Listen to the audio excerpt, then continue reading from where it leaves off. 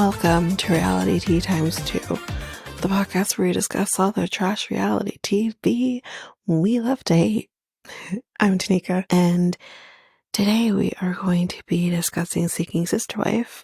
Again, I know this is late. You should be getting this before the next episode comes out, but yeah, before we hop in, we do have some hot goss. Now, I'm going to do the 3 hot goss ones in the beginning, but I do have something else for you guys as well once we get to it, and my thoughts and my feelings.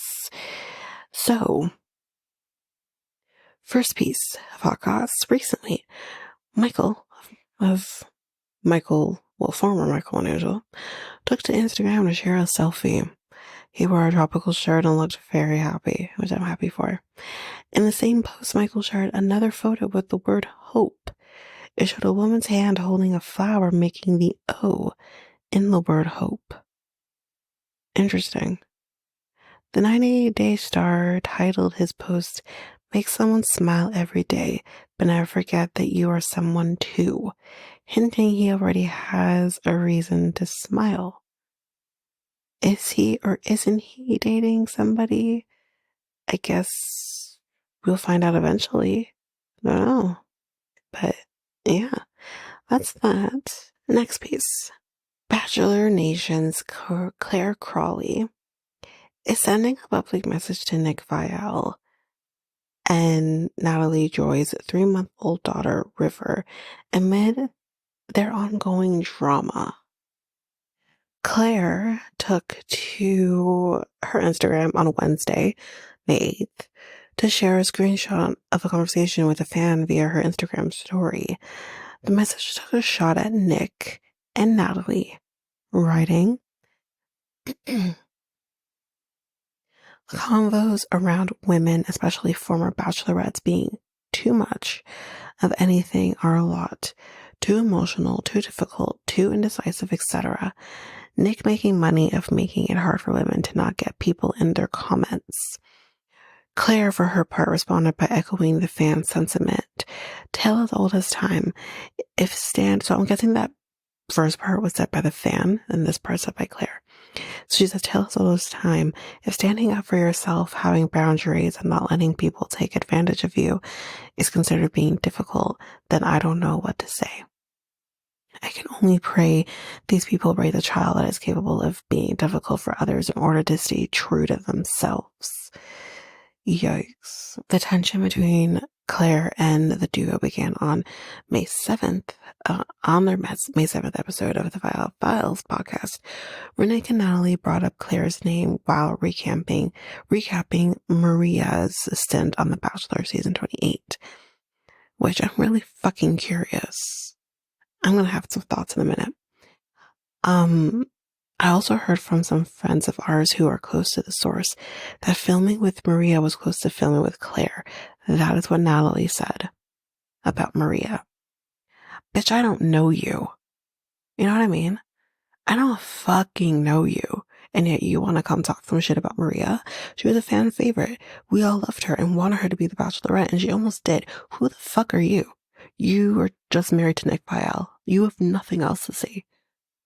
Shut up and stay in your corner. Anyways, let's continue.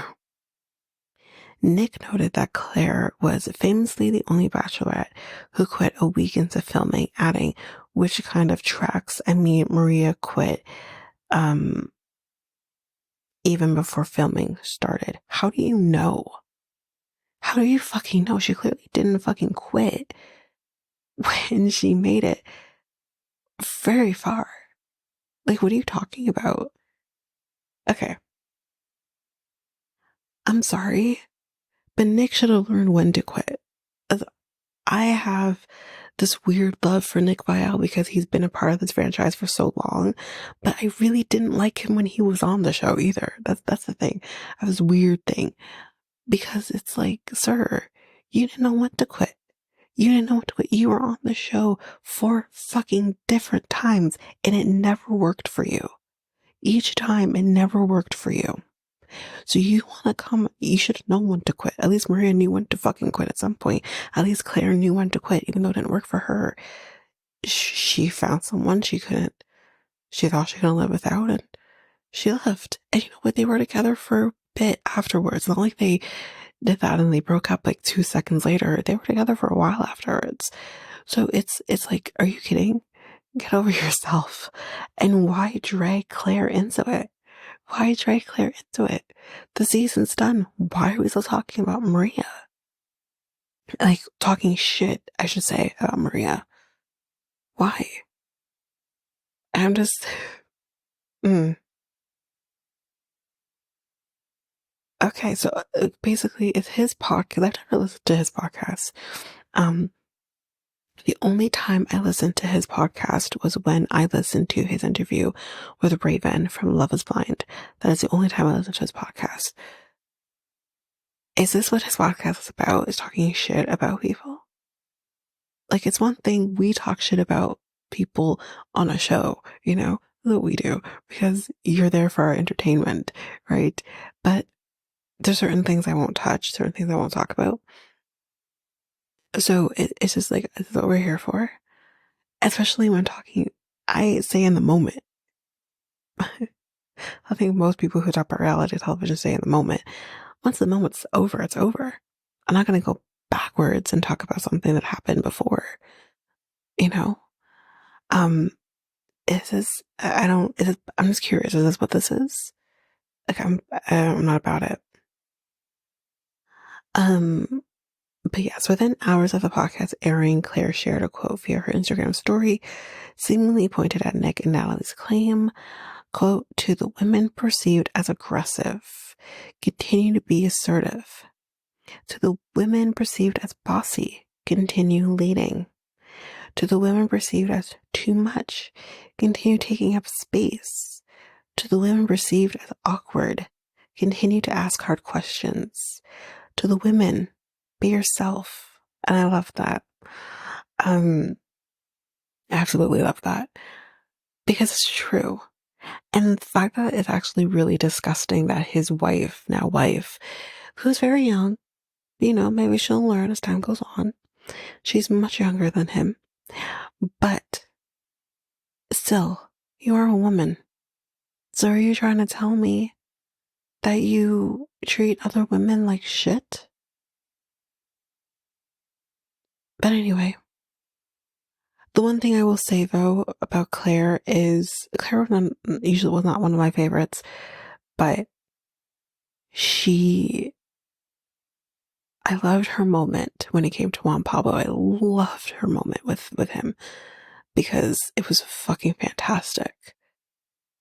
But don't talk about their children. Don't talk about another person's child. They're not a part of the feud. That part I don't like. I'm sure they'll do a great job with her, and wherever there are holes in their parenting, I'm sure she'll be strong enough to fill those in when she's old enough to do so.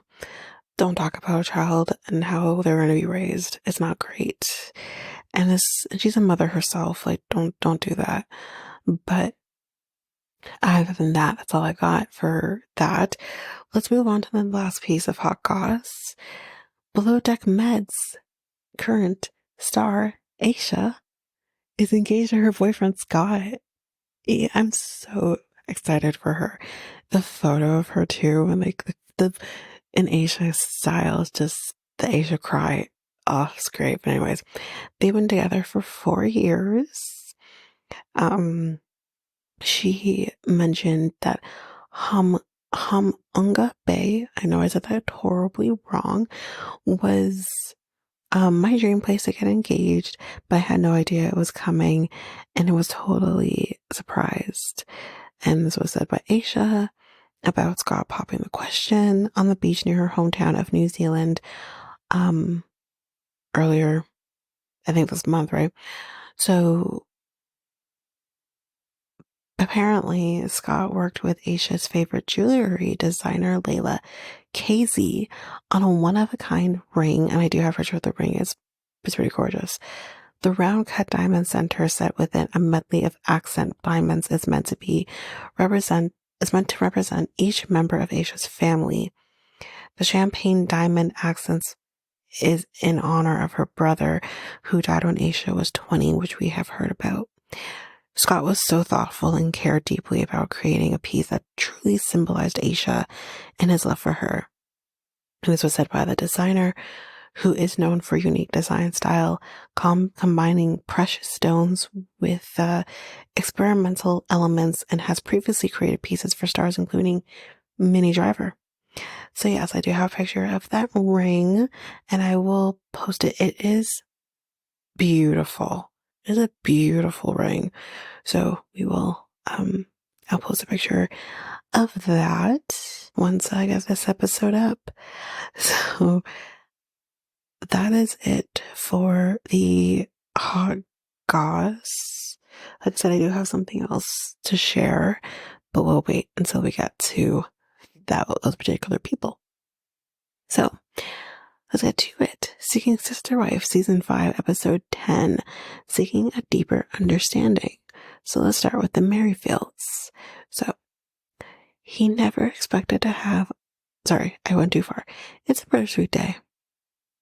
Nathalia looks so pissed at this moment. Just pissed and sad and over it. But Carrick has to say, he never expected to have another baby with Dannielle, you know? But, you know, oops, surprise. What? Listen, sir, if you are inserting your part into her unprotected at any time of the month, it could happen, you know? It can happen. There's always a possibility.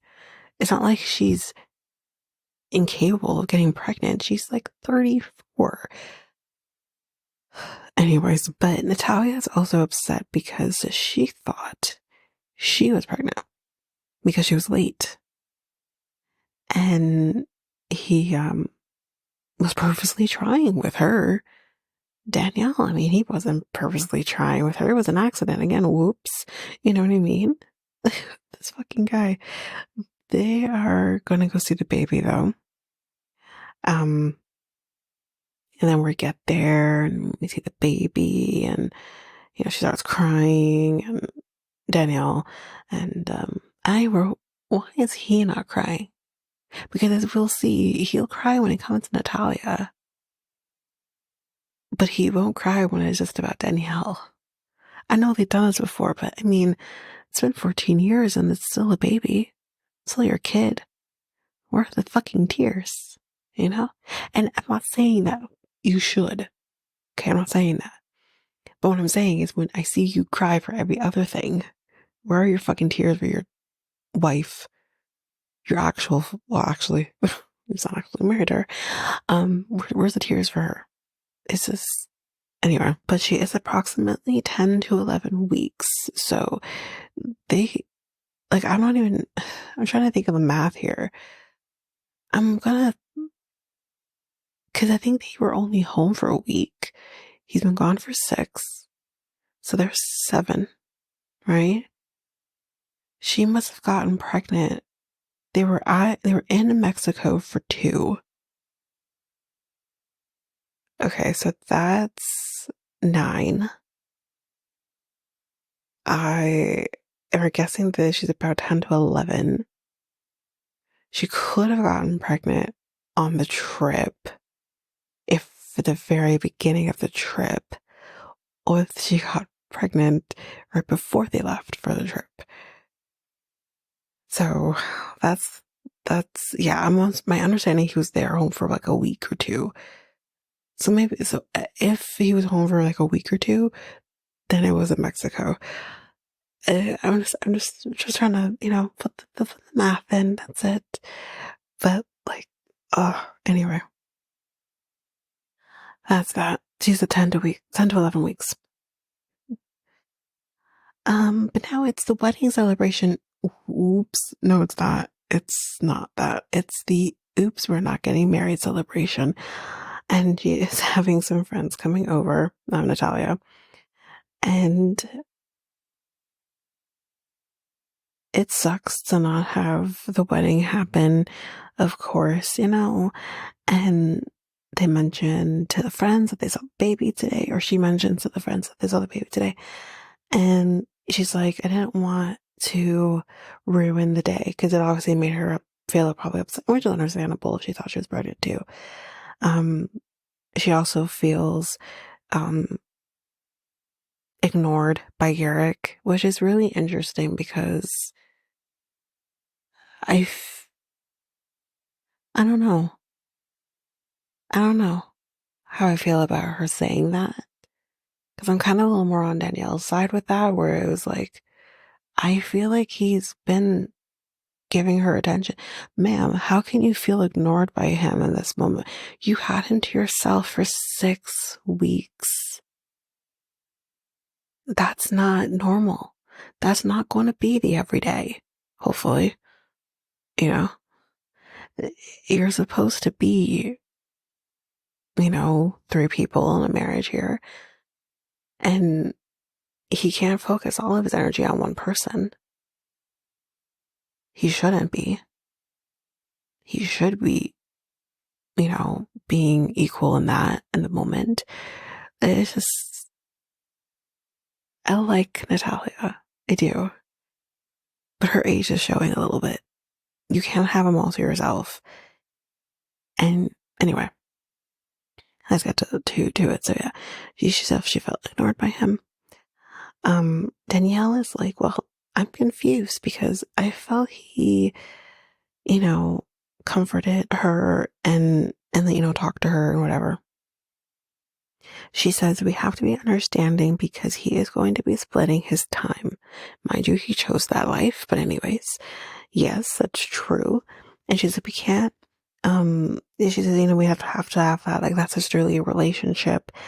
And she's like, can I also ask that she open up to me more because she's not opening up to her. And she's like, I feel like she is shutting me out. I think I hate to use the word shutting her out, but in a sense she is, but I don't know if she's purposely trying to do that. Maybe she is. We don't know. But I feel like it's more about the fact that she's just unsure. She's never done this before. She's 25. Like, anyway. Yeah, I think, I don't know who says this, but anyway, someone says that it's important to be on the same page, with different personalities. Doesn't mean that we can't be friends, and Garrick starts crying, like I've said, and says, my favorite thing about this lifestyle is the wives having a sisterly relationship. That's his favorite thing, y'all. Not having sex with a Brazilian woman. No, not that. Not at all.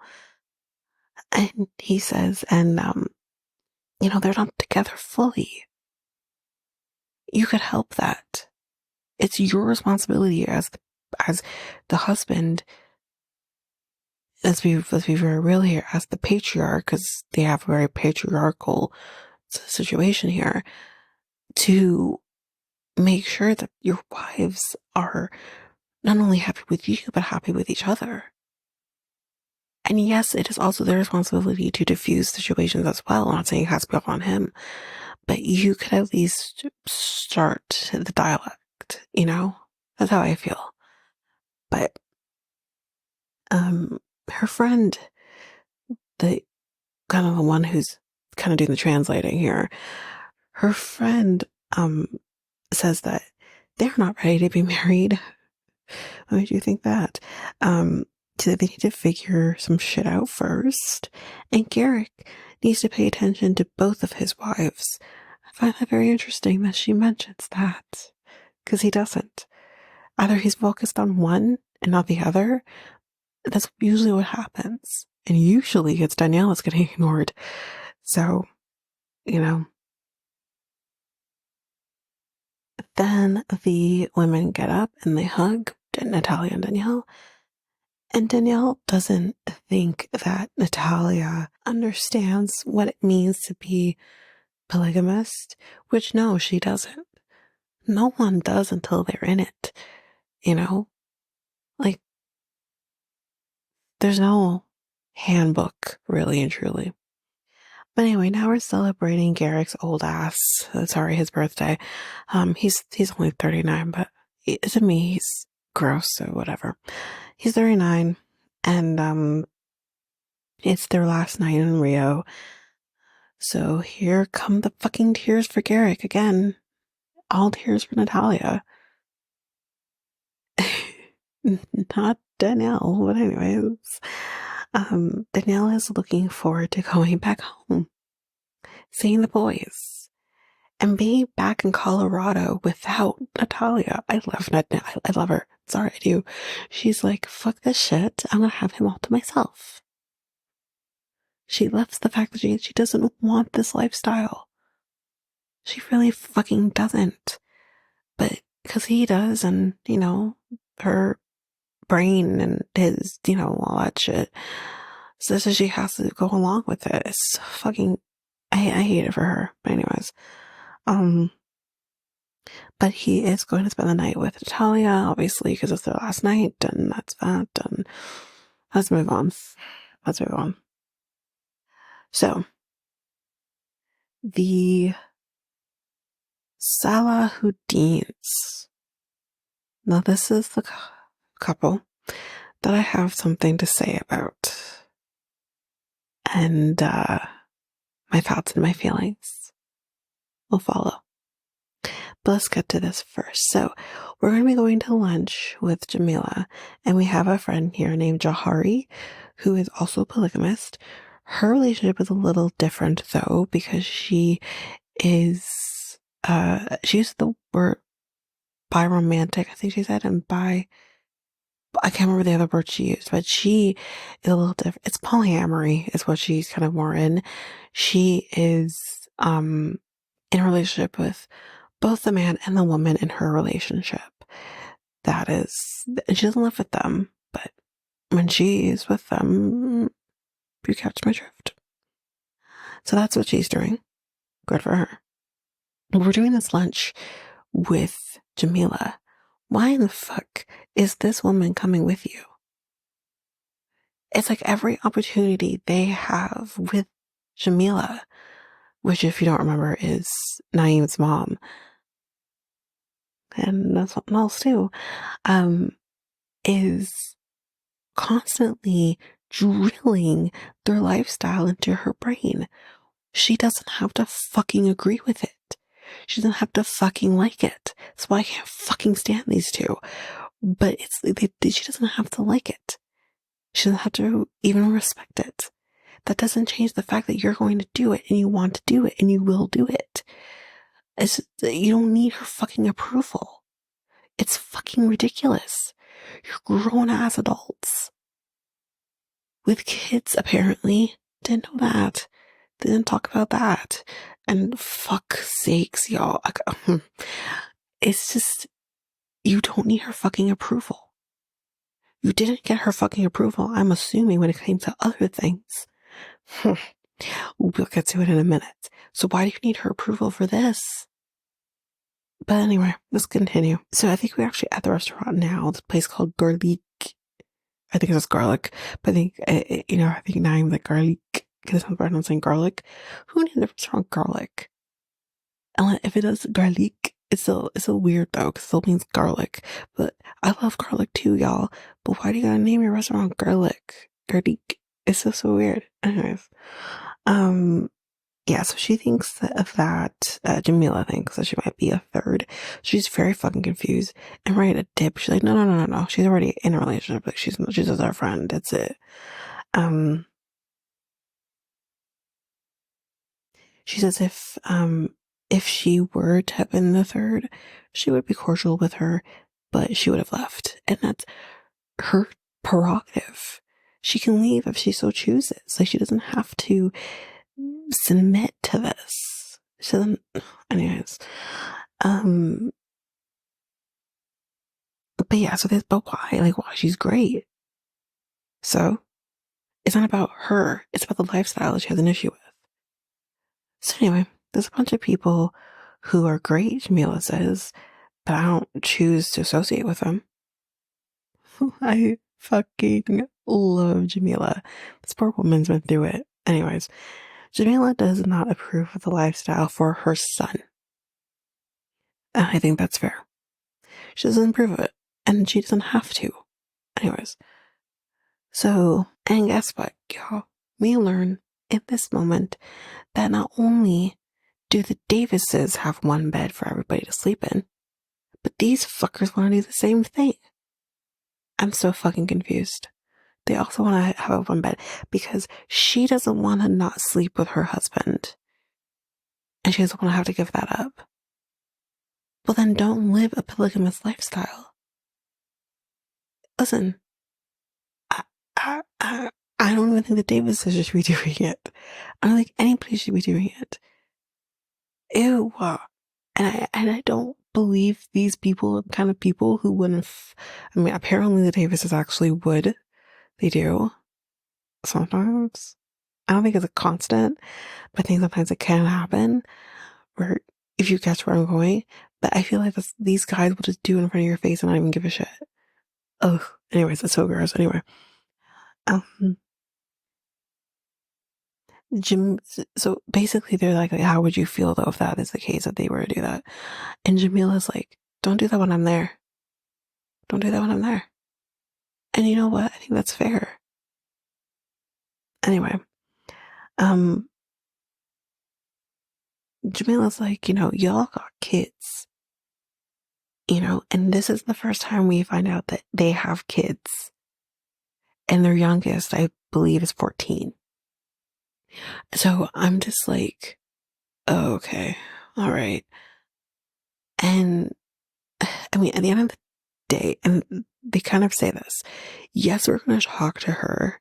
Like, I don't know what the fuck y'all talking about, but yes, we're going to talk to her about how she feels about this lifestyle. But at the end of the day, they're the grown-ups and they're going to do what they want to do. I do somewhat agree with that. The same would apply if you're going to enter into any new relationship, whether polygamous, monogamous, or anything of the like. However, when you have a child who is a teenager, who has lived in a single, two-parent household her whole life, and then you decide you want to enter into this lifestyle, that's a lot. When she's already going through puberty, a lot of changes, high school, all of these different things, and now she has to then deal with this, that's a lot. And I kind of am with Jamila when she says, you're doing this for your own selfish reasons. You're not doing this for anything else. And Naeem wants to have an issue with her using the word selfish, but it is selfish. It is. It's one thing. Okay. I hate to use this example, but this is the example I'm going to use. It is one thing when you have like the Browns, Cody, Mary, everybody. And most of them, we had Cody, Mary, Janelle, Christine, all come together before they were kids in the picture, right? So this was all their kids knew, right? With Robin, maybe her kids weren't used to her mother being a polygamous lifestyle, but Robin grew up in this. And maybe her kids were exposed to other family members who lived polygamy. So we don't know, though. I'm just speculating. That's one thing. Your kids are already used to this. Is all they know. When your kid's already 14 years old, this is not all they know. This is not. And the same shit would apply to the Davises because of April's son, too. I'm not sure how old April's son would have been when Jennifer entered the picture, but I'm on both sides here. But on the one side, I do believe they're doing this for their own selfish reasons, because why else would you do it? you know? But at the end of the day, and this is why I get frustrated with, why does she constantly have to go out to dinner with you guys and be schooled on things? Why? Because at the end of the day, and Jamila's correct in what she says here, she says, it doesn't matter what I say. You're still gonna do what you want. So why does my opinion even fucking matter? It's true. It's so fucking true. So then we kind of start talking. We start getting a little upset here. And worrying about the relationship with their daughter and all that. And they say, like, when is the last time you spoke to her? Naeem says as much in the moment where he says, let me describe my relationship between my daughter and my mother. Nothing. It's hard for me to believe anything that they say, personally. Do I think that Jamila is this active grandmother? Probably not. I don't think she is. But that doesn't change the fact that she doesn't love her granddaughter, doesn't want the best for her granddaughter, isn't around to some extent for her granddaughter where needed. I don't think she's necessarily active, in that sense. But I also don't believe she's non-existent in the way that they want to portray her as. I don't believe a fucking word that comes out of their mouth. I just don't. But they start asking her, when is the last time you spoke to my daughter? And something about wanting an apology. I think Jamila said that, but and saying like you have to apologize to her. I think Naeem said that Jamila needs to apologize to Naila. And she's like, nope. She's like, I'm gonna go. And then Naila's like, oh, you're gonna leave now? That's kind of like all you do. She's like kind of taunting her basically. And she's like, what I should do is come over there and smack you across your head. Now, I'm not one for violence. But something's telling me that this anger is fueled by something else. Or many things, maybe. And then Naila's like, oh, what's gonna happen when you do? And she uses the term auntie. What is gonna happen when you do? She constantly keeps saying that. And she just keeps going, she's like, what's gonna happen when you do? She's standing up. What's gonna happen when you do? Like she keeps doing that, right? To the point where they're all loud, they're all yelling. You see the patrons beside them being like, oh shit. And then you see this waitress coming in and she's like, I guess coming in to diffuse the situation, takes one look at the table and it's like, I don't get paid enough for this shit. But maybe because she sees like Jamila's packing up or leaving, so maybe she thinks it's gonna be fine. I don't know. Or maybe the camera crew's like, we got this. You can go. I don't know. But then the friend basically Jamila leaves. They're gonna leave now. The friend is like, let me take a quick shot before we go. So, it's basically kind of that. But the main thing I want to focus on here is when Naila says auntie. Now, if you are aware of cultural things, it is not unusual for someone, especially someone who is a Black person, to use the term auntie as a sign of respect. This is a respect thing. It's not usually because a person's actually their aunt or whatever. It's usually a sign of respect. That's what I thought when I first watched this episode, and I'm thinking, okay, whatever, she's called her, how's her auntie, didn't think about it again. Until I came across something that makes you think that Jamila might actually be Naila's aunt. Here's what it is. So this was on, I think, maybe Instagram, and someone who I'm thinking is related to, in some sense to them, says it's true They are first cousins. They are my first cousins. So they're first cousins to each other.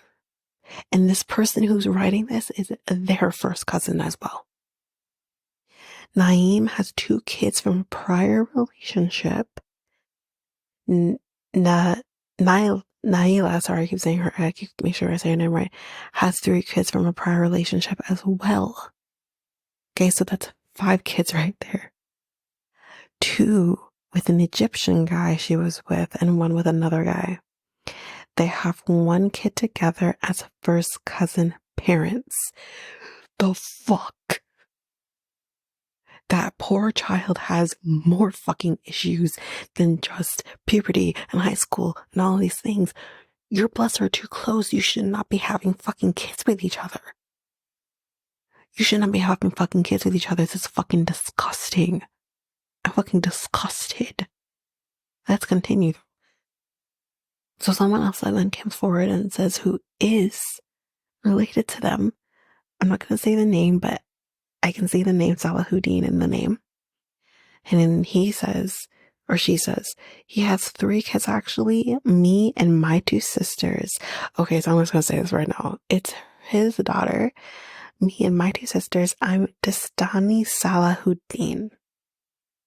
And then someone says, correction, I had 3 of Naeem girls. So I think this other person is maybe one of his baby moms. Not sure. So yeah.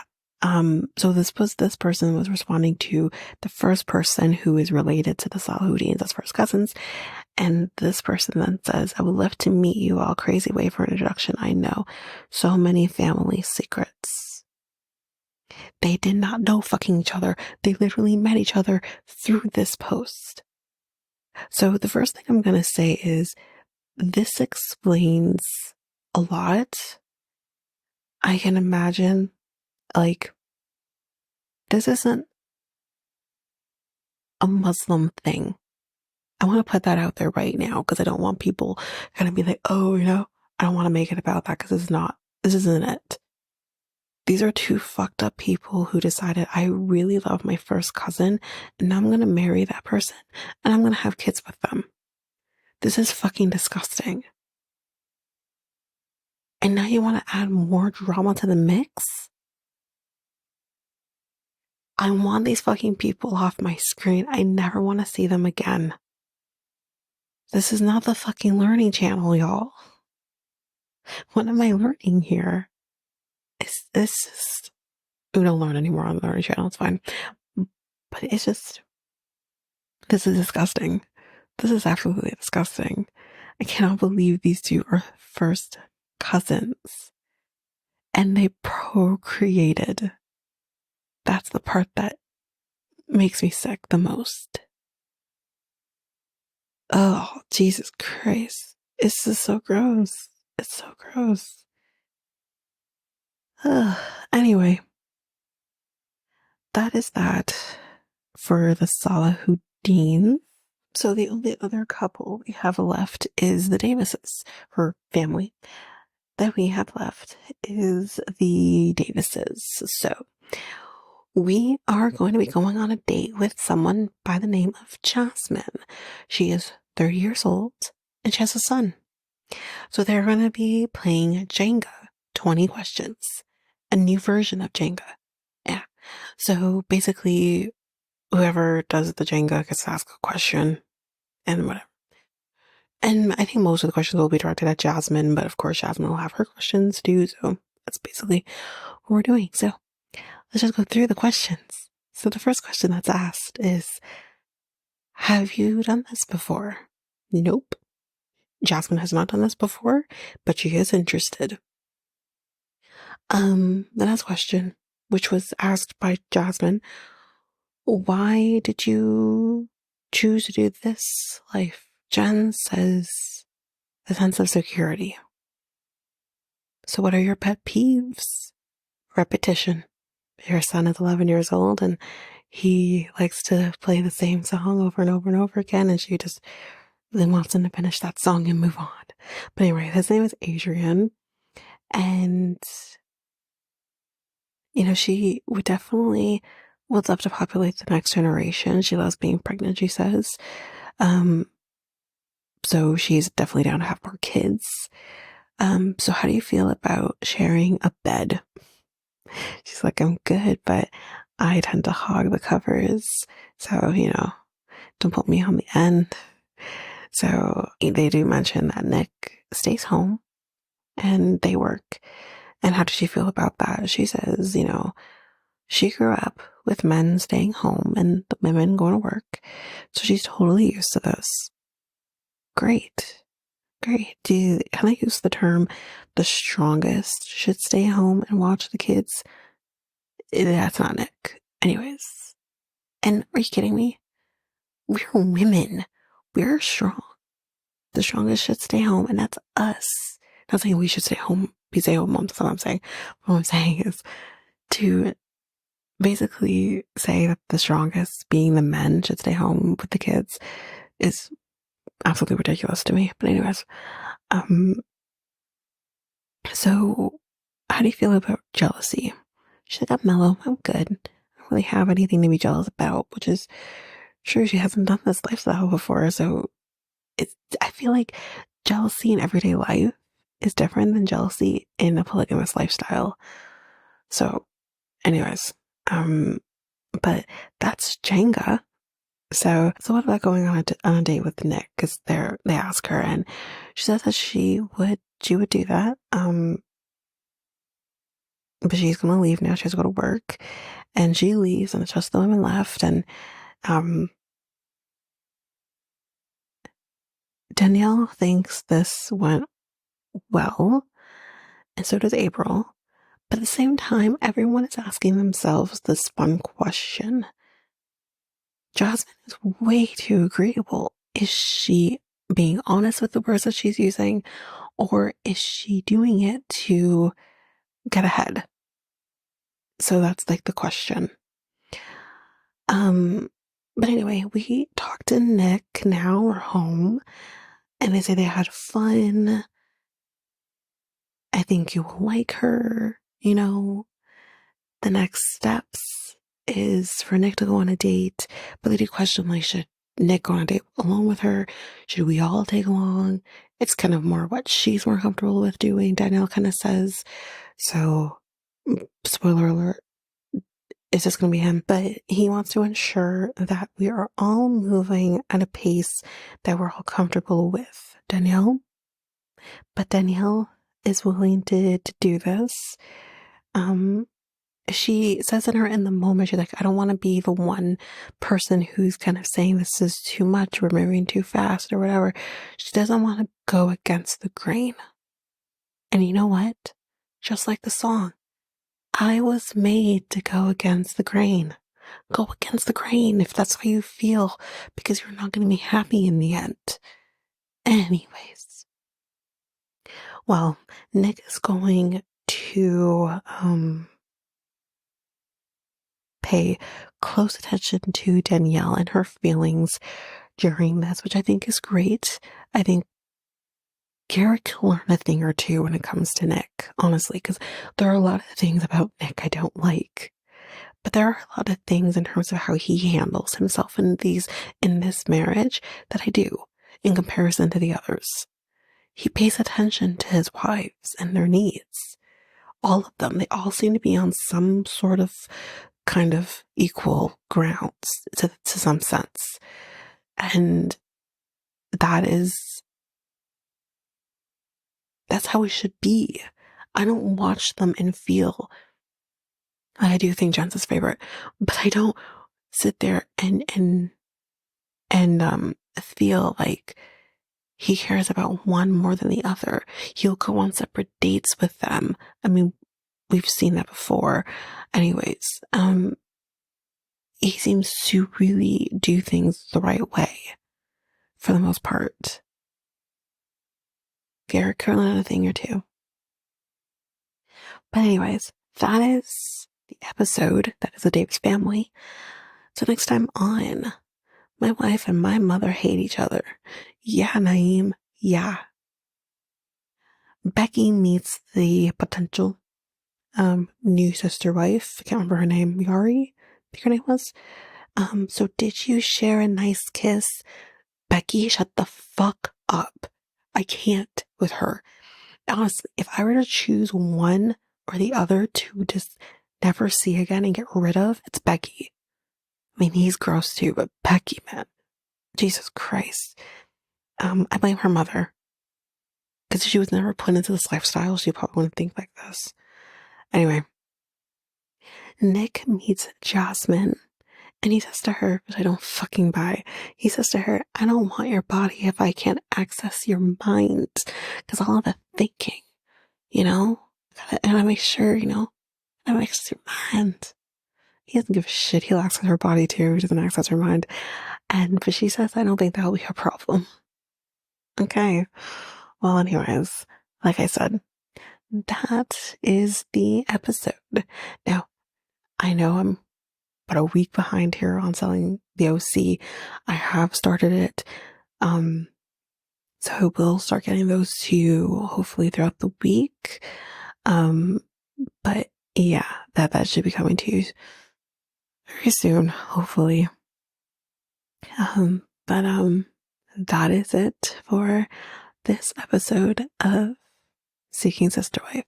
So if you like what you heard, please rate, review the podcast on either Apple Podcasts or Spotify.